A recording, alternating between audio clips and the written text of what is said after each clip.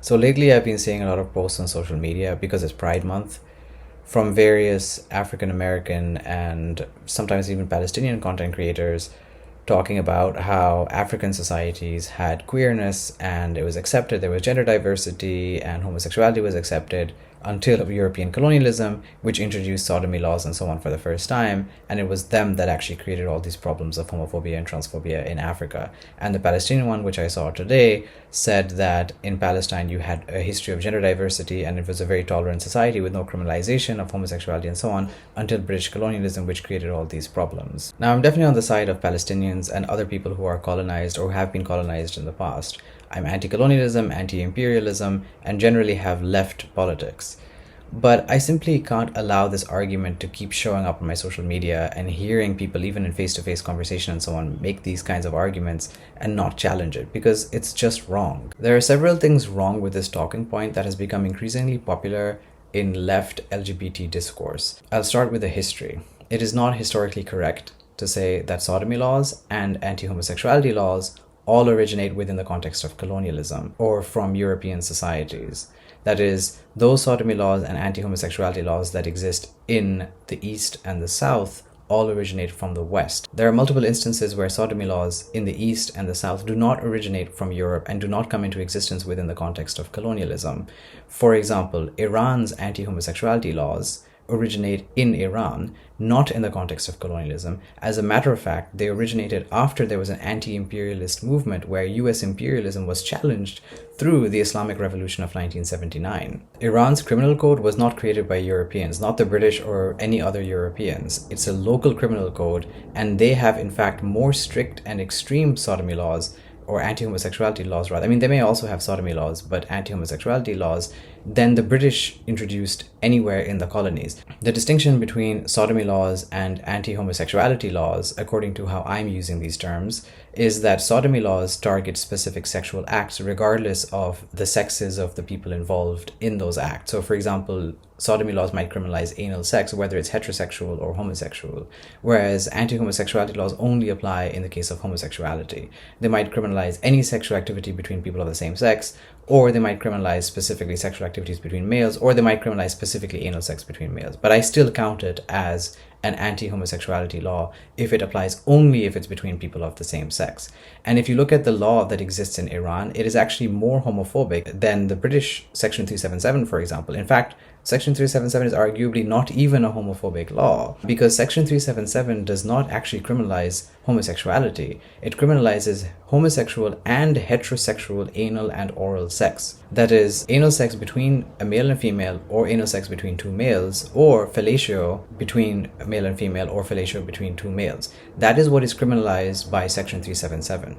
And the vast majority of violations of Section 377 obviously are not followed by any kind of prosecution, because that would be insane to prosecute every instance in which you have oral sex that is done on a person with a penis, even if it's heterosexual. Even every instance of anal sex is obviously not criminalized and it's not prosecuted. I mean, this is not a law that is particularly implemented, even in the instance where it still exists. Nevertheless, the law does not actually criminalize homosexuality, and this is important because the ideology that is expressed through that law is not that homosexuality is unnatural or is a bad thing. The ideology that is expressed is that certain sexual acts, whether they're heterosexual or homosexual, are wrong, that they're against the order of nature, which is the term used in Section 377, and it is criminalized accordingly. I don't support that. I don't believe that consensual anal sex or consensual oral sex should be criminalized. Nevertheless, I do not equate that with criminalization of homosexuality. So many people, even people on the left, have framed these sodomy laws as criminalization of homosexuality. So they are effectively equating homosexuality with anal sex,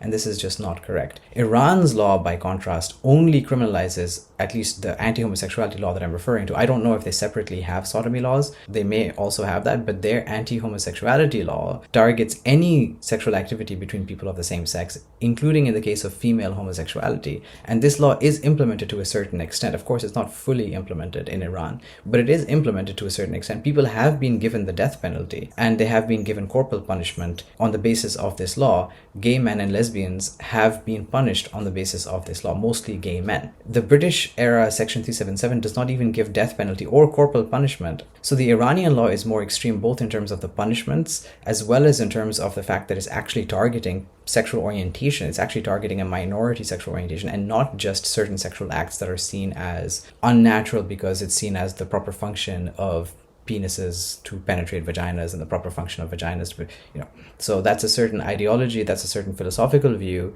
which is known as natural teleology. I have my own views on natural teleology. I don't agree, obviously, with the existence of these laws, as I've already stated. I don't even agree with natural teleology 100%, but I also don't reject it 100%. It's complicated. And Thomas Aquinas was one of the main philosophers that developed this natural law theory, and that influenced the Catholic Church in a big way. And the Catholic Church then influenced British law. Ironically, Henry VIII, who was anti-Catholic, he actually adopted elements of the canon law, which is the Catholic Church's own law, and incorporated it into the local British legal system as part of the process of reducing the jurisdiction of the Catholic Church. And that's how the Buggery Act of 1533 came into existence. The Buggery Act being the first instance in which you have these kinds of sodomy laws within Britain. And then afterwards you had the Offences Against the Persons Act in the 19th century. I don't exactly remember. I think it was 1861, but you can check that if you want.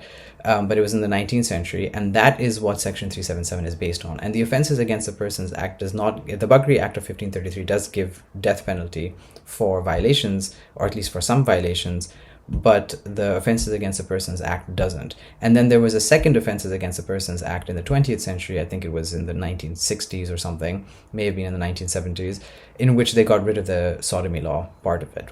But none of these laws are actually criminalizing homosexuality. All of them are targeting specific sexual acts. And one of them then was influential over the colonies because it was implemented in the form of this Section 377. But there are instances in which countries that never had a Section 377, Iran is just one example, there's lots of other countries, there are instances in which they never had this, they were never even colonized, they never even had a European created criminal code in the first place, and they still created their own either sodomy laws or anti-homosexuality laws, or both, and it ended up being even worse in some instances than anything the Europeans created, at least certainly worse than what the British created in the form of Section 377. But as far as I know, there's nothing comparable to like the extreme law that exists in Iran against homosexuality that has ever been created by European colonizers within these colonies. To give other examples, Saudi Arabia also has criminalized any form of same-sex sexual activity because that is considered to be outside of marriage. Since gay marriage is not legalized, any sexual activity outside marriage is criminalized in Saudi Arabia, which means all same-sex sexual activity is criminalized. There are other examples of countries that were either not colonized by Europeans and so never had a European created criminal code, or they were colonized but didn't have sodomy laws that created their own sodomy laws or anti-homosexuality laws. So in the first category includes Afghanistan, which is obviously not an environment that is safe for LGBT people at all, and Afghanistan was not under European colonial rule. I've already given two other examples, Iran and Saudi Arabia. Now you would have to be really not the sharpest knife in the drawer to not notice the pattern here. These are all Muslim majority societies. This is not a coincidence. Even if we consider African countries that have created their own, that were colonized by Europeans, but they nevertheless did not have sodomy laws because the Europeans did not introduce sodomy laws throughout their colonies. The French, for example, did not have sodomy laws throughout their African colonies. And yet some of these African countries after independence created their own relatively recent sodomy laws or anti-homosexuality laws. That includes Niger, Mali, Burkina Faso, and Chad. These four African countries that I just mentioned have criminalized homosexuality, that is, same-sex sexual relations, not specifically sodomy, not, for example, anal sex, whether it's heterosexual or homosexual. So like in the case of Iran, it's actually more homophobic and more extreme than European-created sodomy laws that target sexual acts, and regardless whether it's same-sex or opposite sex. And not coincidentally, every single one of these four countries that I just mentioned is a Muslim majority country. Literally all the examples I've given are of Muslim majority countries. Now this doesn't mean that Christian majority countries have not also introduced sodomy laws or anti-homosexuality laws in a non-colonial context. They have. There are some instances in which that has happened in Africa and elsewhere, but they are underrepresented. Muslim majority societies are overrepresented. If you look at the percentages, they are overrepresented among those countries that originate their own sodomy laws or anti-homosexuality laws. And these are actually, I shouldn't say or, because these are anti-homosexuality laws. And if you listen to the reasoning that these people give, these Muslims who perpetuate this homophobia and create these and defend these anti-homosexuality laws, it is always Islamist reasoning. It's not, well, we want to be like Europeans because we think they're civilized and good, so we're going to copy what they used to do in medieval times or something. I mean, that's not what's actually happening. Which is not to say that in history it's never happened that people have introduced homophobic laws or sodomy laws in an attempt to be more westernized. That has happened in one instance, and that is the case of Thailand, which is not a post-colonial society. It was not colonized by anyone, but they did have sodomy laws in imitation of Western sodomy laws that existed at the time, because Western societies were seen as civilized in a way to try to show that they're part of the civilized world or something, or they imitated it. Eventually they repealed it, and now same-sex marriage is legalized in Thailand, by the way. Thailand is a notable example of an Asian society that has legalized same-sex marriage. But in the case of the Muslim majority societies that have their own local anti-homosexuality laws, it is always on a religious basis that they create these laws. Whether it's Afghanistan, Saudi Arabia, Iran, Burkina Faso, whatever country it is because they are trying to implement Sharia, or because it's seen as un-Islamic to tolerate homosexuality or something or the other. So clearly there's something going on here. There's a very clear pattern that we're seeing, which is that there's a lot of homophobia in Muslim majority societies and among Muslims, even when Muslims are in the minority. In societies like the UK or whatever, they tend to have more socially conservative attitudes around LGBT issues than the mainstream of the Western societies within which they're minorities. I'm not saying they only are minority in Western societies, but I'm just considering the case of those Western societies. And so obviously there is some sort of explanation that we need to give behind this. Colonialism is not the explanation. Please use your brains, people. I'm being really polite here right now, because if I'm just ranting to myself, like in my bedroom without recording myself, then I'm using cuss words to a certain extent because of how annoying I find this argument. And how surprising it is that the people who are making this argument because these are smart people. In some cases, I'm following them on social media. I like them. Okay, these are Palestinian content creators. These are African American content creators. These are sometimes just African content creators. And these are people who are pro-LGBT. They're in the community in many instances. We're on the same side when it comes to this issue, in the sense that we're all anti-colonial, pro-LGBT people. But this one fucking argument keeps coming up over and over again, and it is just wrong. And I understand the rhetorical appeal. Like, I get why people want to make this argument, because people want to link things that they don't like, because you're anti-colonialism, you're anti-homophobia and transphobia. If you can connect two of your enemies and make it seem like it's a single struggle against both things, then that is satisfying in a certain way. But it is just a horseshit argument. I'm sorry, there's no nice way of saying this. It is a potty brain argument. Okay, and I just given one rebuttal. It's not even the only rebuttal. There's other points as well. So the first rebuttal is the fact that you have multiple instances of local anti-homosexuality laws in societies that either were never colonized, or in societies that were colonized but did not actually have any sodomy laws or anti-homosexuality laws. Ethiopia is an example, but most of them, there's an overrepresentation rather of Muslim majority societies within this group. The second rebuttal is the fact that, again, we see a similar pattern with Muslim majority societies versus societies with other religions majorities, that the Muslim majority societies, when they do inherit sodomy laws, don't tend to repeal them, whereas the other religion majority societies will tend to repeal them. So, for example, between Pakistan and India, India is a Hindu majority society that repealed Section 377 in 2018. Pakistan is a Muslim majority society that to date has not repealed Section 377.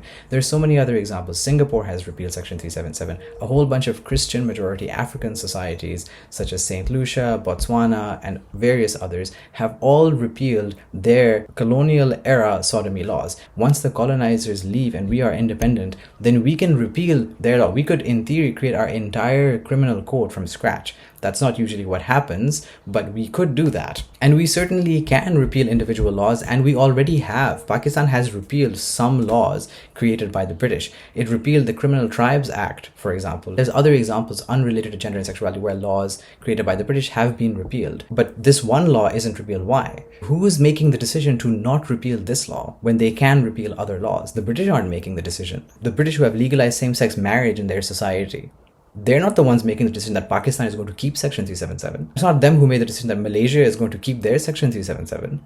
It's not them that made the decision that India is going to repeal their Section 377. Now, people will often point out the fact that homosexuality and even anal sex were not criminalized in various Muslim majority societies prior to colonialism. So, for example, in the Ottoman Empire, you had no criminalization of homosexuality.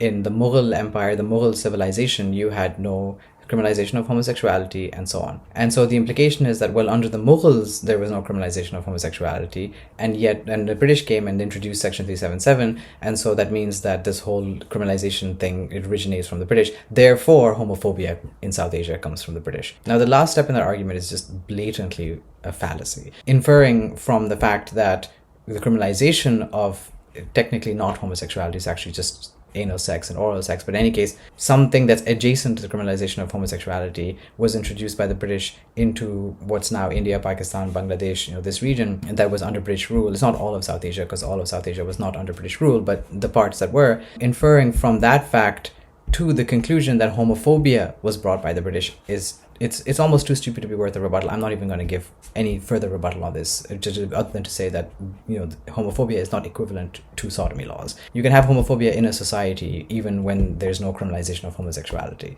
But it is true that prior to a certain era in human history, criminalization of homosexuality and sodomy laws were not common in the Muslim majority parts of the world. What has changed since then? I don't know exactly what the answer to that question is. I do think it's an interesting fact that these Muslim majority societies did not actually criminalize homosexuality until a later point in history. It may just be that the idea of criminalizing private activities, of having this kind of formalized criminal code, is something that didn't exist. It is not native to those societies because they may just not have been very legalistic societies. It may have been a kind of society where social control was more informal rather than formal through legal means. And maybe colonialism, if it has any role, and I'm not even sure this is true, but this is the furthest that I'm willing to go when it comes to the possibility of colonialism having had any impact here, is that colonialism may have had something to do with modernization, in the sense that it may have had something to do with introducing this idea of having a formal legalistic sort of society, in that colonialism has had something to do with the process of modernity emerging in the first place.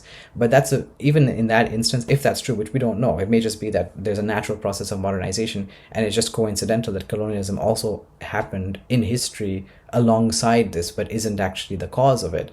That's a possibility that we cannot just rule out. But even if we assume that there's some actual causal link there, that still does not mean colonialism is responsible for the anti-homosexuality laws. It just means that the homophobia was already there. The homophobia is something Muslims have, and Christians and others also have it. Muslims aren't the only homophobic people. Muslims are just the worst group as far as religious groups go in this day and age. That was not always the case. I'm sure that Christian homophobia was comparably bad as Muslim homophobia at some point in history, maybe even worse.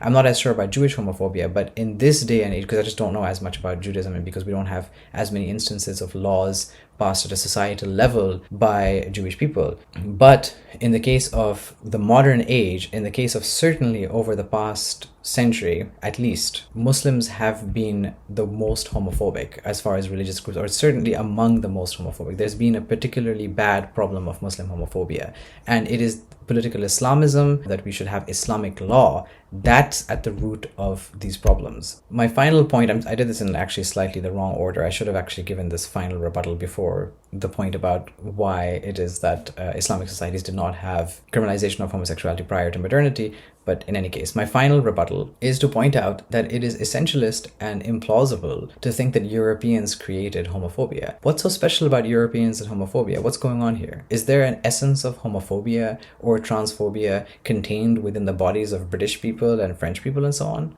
Did the devil specifically whisper in the ears of British people and so on to make them homophobic? I mean, it's just absurd. There is some history of how they created those laws and some motivation behind the creation of those laws. And if you look at what it is, it's religious. You see an influence of the Catholic Church. You see an influence of the Bible and biblical interpretation. And there is a connection between that religion, which is Christianity, and Islam and Judaism, which is they're all part of the Abrahamic religious tradition. Instead of assuming that the British created the homophobia, or that the European Christian people created the homophobia that exists in Muslim majority societies or in any other societies, a much more plausible, sane explanation is that there's a common cause, is that just as the Bible influencing them to create their sodomy laws, similarly Islamic scriptures are influencing these homophobic people who are creating these anti-homosexuality laws in Muslim majority societies to create their laws, because after all, these are very similar religions. There's a lot of overlap between Judaism, Christianity, and Islam. So if you have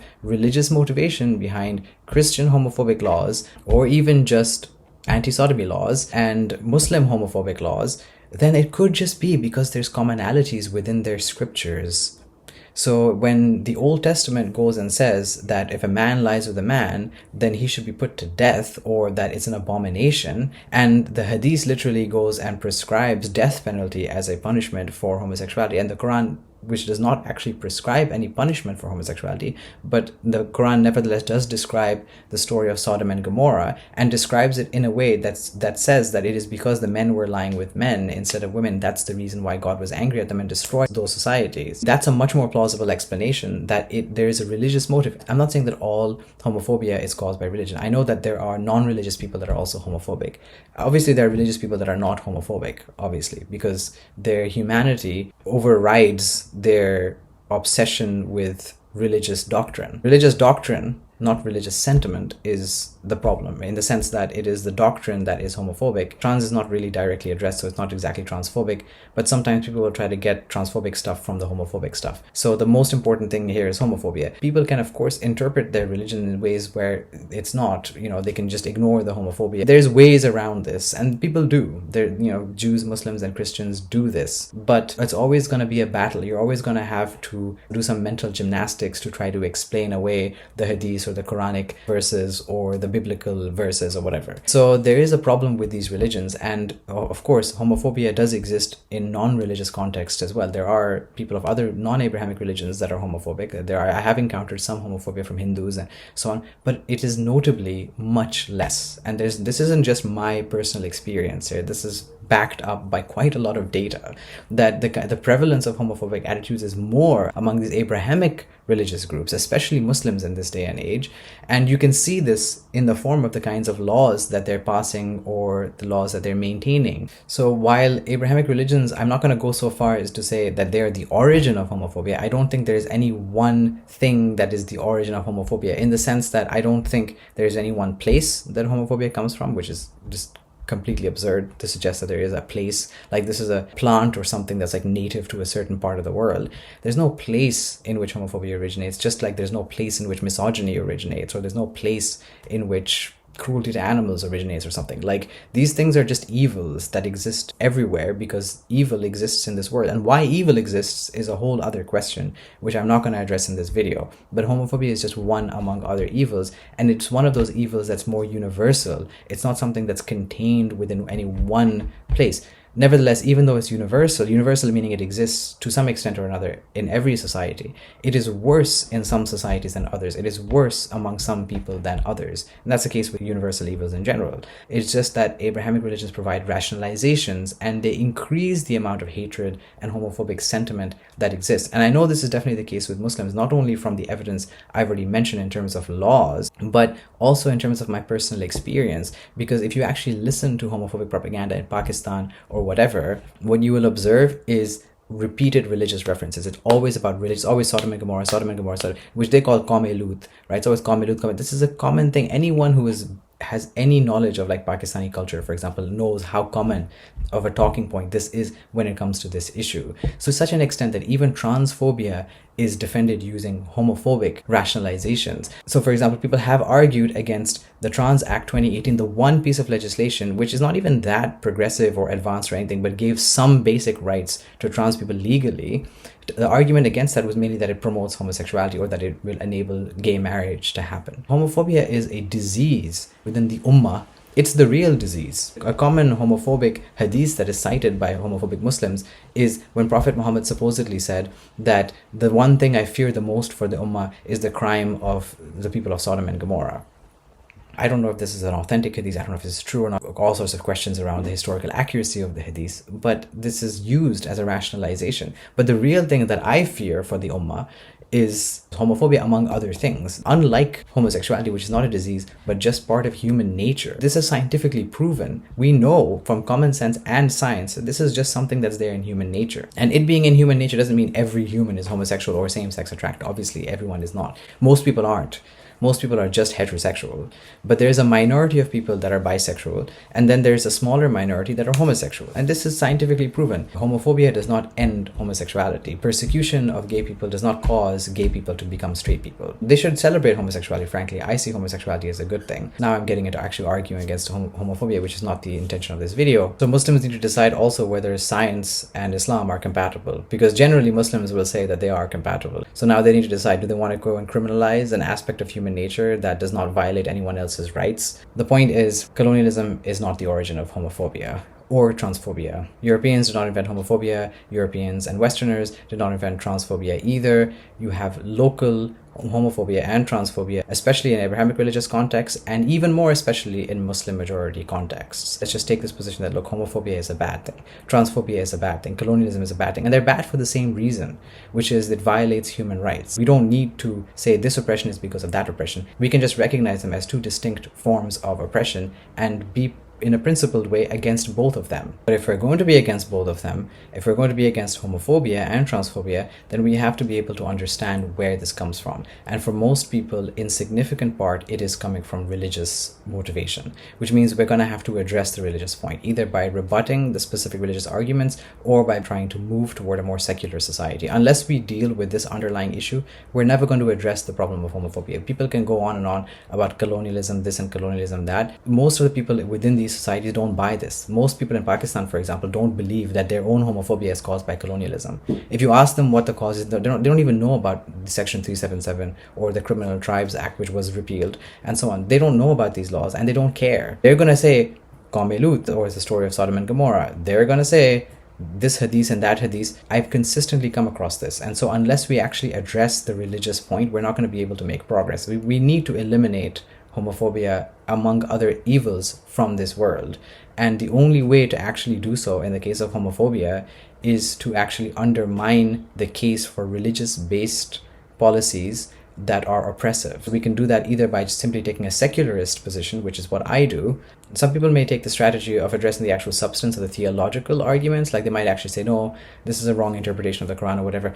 I don't favor that strategy. I don't think it's going to work because it's just not true. They're wrong, and it's very obvious that they're wrong. I think if we want to make progress when it comes to this issue beyond a very, very minimal level, then we're going to have to actually defend secularism, which we should do anyway. There's other arguments in favor of secularism other than just the fact that that's the only thing that's compatible with the human rights of certain minority groups, including LGBT people. Okay, bye.